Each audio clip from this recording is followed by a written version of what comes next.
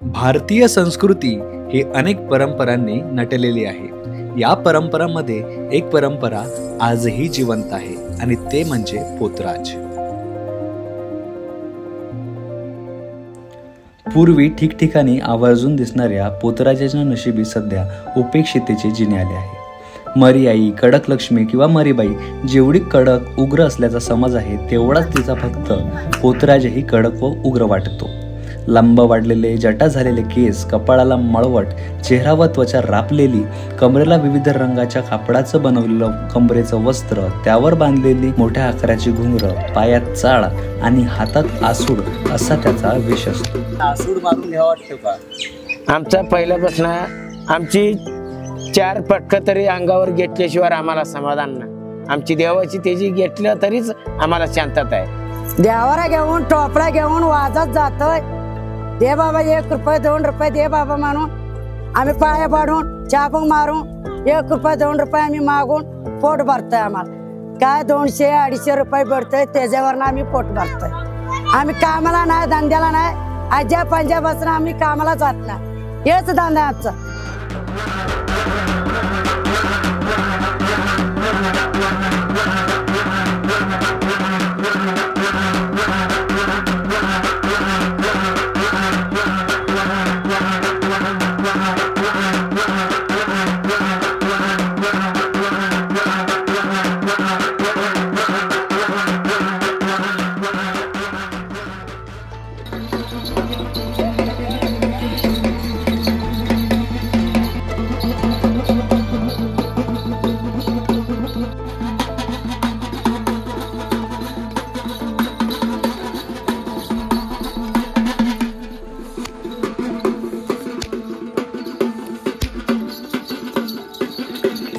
आमचं कसं आहे, आज्या पंजाबापासून परंपरा अशी आहे ज्याच्यात चालली.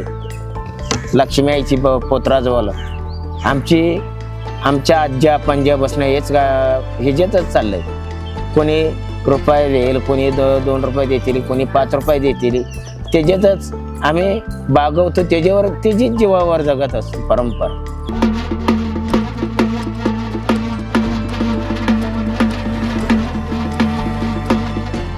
अमावस्येला पौर्णिमेला तिची सेवा करावंच लागतं. तिची 5 घरा काय होईना पण घ्यावंच लागतं लक्ष्मी आईच्या नावाने. आम्हाला तवच आमच्या जीवाला समाधान भेटतो, सुख समाधान भेटतो. आणि लोकांना पण गावामध्ये फिरायला गेला म्हणजे राय रोग आठवून नेत असते, दूर करून सुखी समाधानी देऊन जात असते. इडापिडा टाळून नेत असते लक्ष्मी गावागाव फिरून.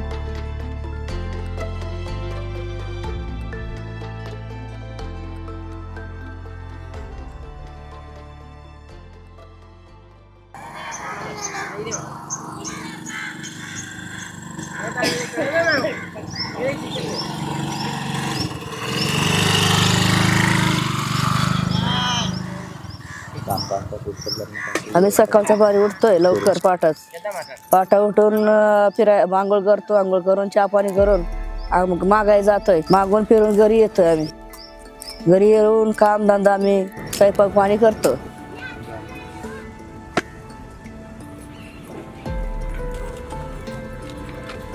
आता एवढ्या कुत्र्यानुसारखं आम्ही 1 रुपये 2 रुपये चहा मारतोय. 1 रुपये 2 रुपये आमच्या जन्म चाललाय. आमचं कशाचं सही पण नाही, आमचं कोणी पण सही नाही केला.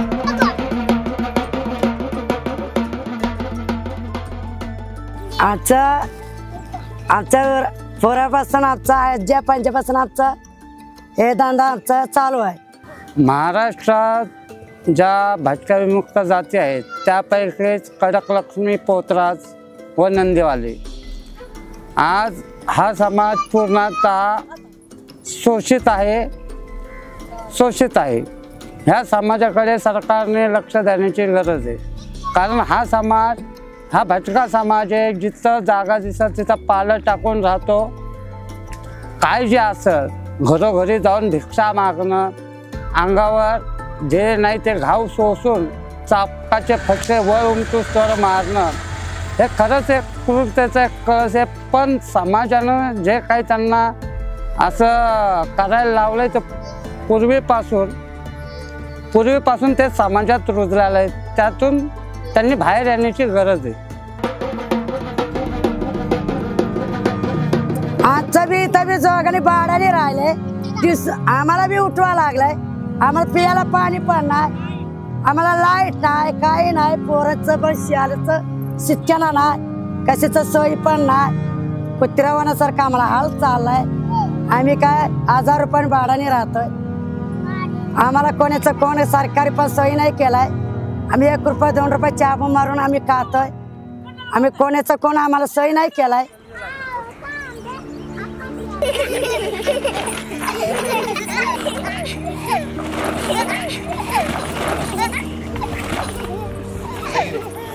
पोतराज हा संप्रदाय नाही आहे. पोतराज ही एक ज्याला आपण जो शक्ती संप्रदाय आहे, म्हणजे शक्ती देवतांचा जो संप्रदाय आहे, त्या संप्रदायातले जे वेगवेगळे उपासक आहेत त्यापैकी पोतराज एक आहे.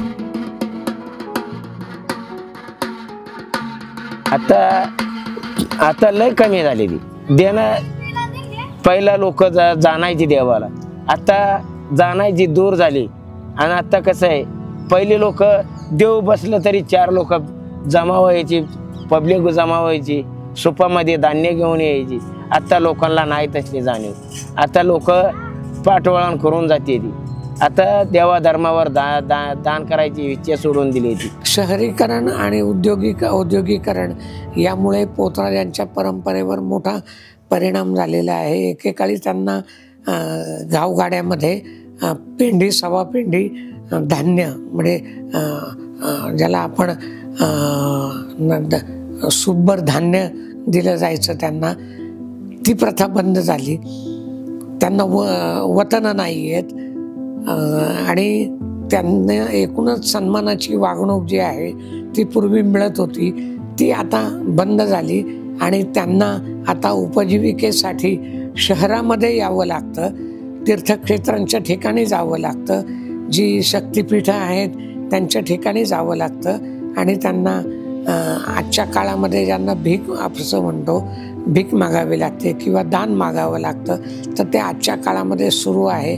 पण प्रामुख्यानं त्यांचा आजचा प्रपंच हा रस्त्यावरचा आहे, हे आपल्याला नाकबूल करता येणार नाही.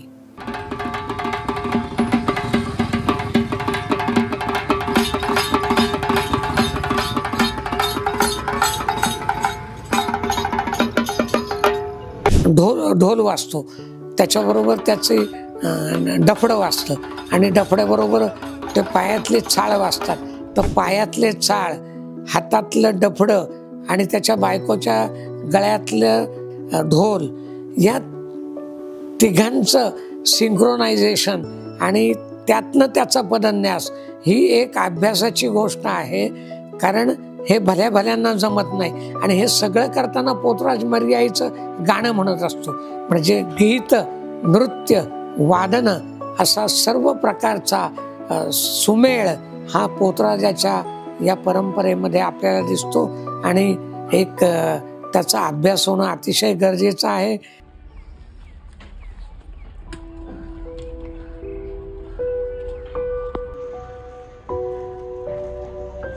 आम्हाला काय नाही, आमची काही व्यवस्था नाही. आमची राहण्याची जागेची व्यवस्था, पाण्याची आणि पोरांची शिक्षणाची, आमची अशी परंपरा भटकतच चाललंय. एकाची दारादार फिरून एकाच्या जागेत राहून अशीच आम्ही अल्लत काढायला लागलो. आमची काय कोणी दखल घेईना. हे तुम्ही सोडून द्या आणि तुम्हाला सोयीचं, कुणी सोयीचंच करत नाही तर आम्ही सोडायचं कसं? आम्हाला उद्योग करावं कशाने? आम्हाला काम नाही. समाज पोतराजांना आज भिक्षेकरी म्हणून पाहतो. समाज पोतराजांना जरी भिक्षेकरी म्हणून पाहत असला तरी त्याचं कारण आहे, त्यांच्या मनामध्ये एक भीती असते समाजाच्या, की यांनी जर आपल्याला काही शाप दिला तर आपलं वाईट होऊ शकतं. ही एक प्रकारची सुप्त भीती प्रत्येक माणसाच्या मनात असते. त्यामुळे ज्यावेळी रोगराई होते त्यावेळी मर्याईचा गाडा येतो आणि रोगराईचे जी संकट असतात ती नष्ट करण्याचं काम पोतराजाची परंपरा करते. मी बरेच वर्ष 20-25 वर्ष झाले पापड विकते, कारण या लोकांकडे हमेशा येत असते. यांच्या उन्हाळ्या पावसाळ्याला हाल असते, तर उन्हात एक तर गरमी असते, पावसाळ्यामध्ये पाणी बिणी असतं, कारण यांच्या पोरांची सोय नसते, परत यांच्या खाण्यापिण्याची बी बहुत अडचण असते. आणि यांची काहीतरी सोय झाली पाहिजे, असं सहकार्य करावं सगळ्यांनी. काहीतरी त्यांना पण चांगले काम धंदे घरदार भेटले पाहिजे, चांगलं झालं पाहिजे त्यांचं बी. हे असे साड्याचे ह्याचे पोत्याचे पाल राहतात, त्यांना चांगले घर भेटले पाहिजे. किती भीती, इथं पाणी साईडने ऊन असते, गिचू काढायचं भीती वाटते, लाईट नाही, लाईट नसते, अंधारामध्ये असते तर लेकरं बिकरं. रात्रीचं इचू काढा निघलं तर काय करणार आहे ते लोक? झोपीमध्ये झोपल्यावर माणसाला एकदा जाग येते का तरी? काहीतरी त्यांची सोय झाली पाहिजे. शिक्षणाच्या मुख्य प्रवाहात ते नाही. सरकारने जातीनं त्यांच्याकडे लक्ष द्यावं. भटक्या विमुक्त जाती असल्यामुळं त्यांना स्वतःचं असं राहायला घर नाही, त्यांना उदरनिर्वाह करण्यासाठी कोणतेही साधन नाही. आजच्या युगात बघितलं सगळं लोप पावत चाललंय, सर्व संस्कृती हे लोप पावत चालले. तर माझी सरकारला नम्र विनंती आहे, त्यांचं योग्य ते पुनर्वसन आपण केलं पाहिजे. त्यांच्या मुलाबाळांना मुख्य शिक्षणाच्या प्रवाहात आणून त्यांना रोजगार दिला पाहिजे, त्यांना हक्काचं घर हे दिलं पाहिजे, जेणेकरून त्यांच्या हाताला व्यवसाय भेटेल, मुलं शिक्षण करतील व एखादा उच्च पदस्थ अधिकारी होईल. तरी सरकारला नम्रतेची आणि कळकळीची विनंती आहे, सरकारने या समाजाकडे पूर्णतः लक्ष द्यावं. खरं म्हणजे पोतराज हे भटके विमुक्त असतात, त्यांना स्थायी स्वरूपाची घरं नाही आहेत किंवा स्थायी स्वरूपाची घरं नसल्यामुळे त्यांच्या रेशन कार्डचे प्रॉब्लेम निर्माण होतात, त्यांच्या मुलांच्या शिक्षणाच्या म्हणजे ज्याला आपण लिव्हिंग सर्टिफिकेटचे प्रॉब्लेम निर्माण होतात किंवा डोमिसाईल सर्टिफिकेटचे प्रॉब्लेम निर्माण होतात, निवासी दाखल्याचे प्रॉब्लेम निर्माण होतात, कारण त्याची उपजीविकाच भटकंतीवर किंवा फिरस्तीवर असते. त्यामुळे या अडचणी दूर झाल्या पाहिजेत. ज्याप्रमाणे रात्र शाळा म्हणजे सुरू होत्या किंवा आता साखर शाळा सुरू आहेत ज्या ऊसतोड कामगारांसाठी, तशा पद्धतीने पोतराजांची एक मोबाईल यंत्रणा जी आहे त्यांच्यासाठी ही शासनाने कार्यरत केली पाहिजे आणि त्यांचे प्रश्न सोडवले पाहिजेत.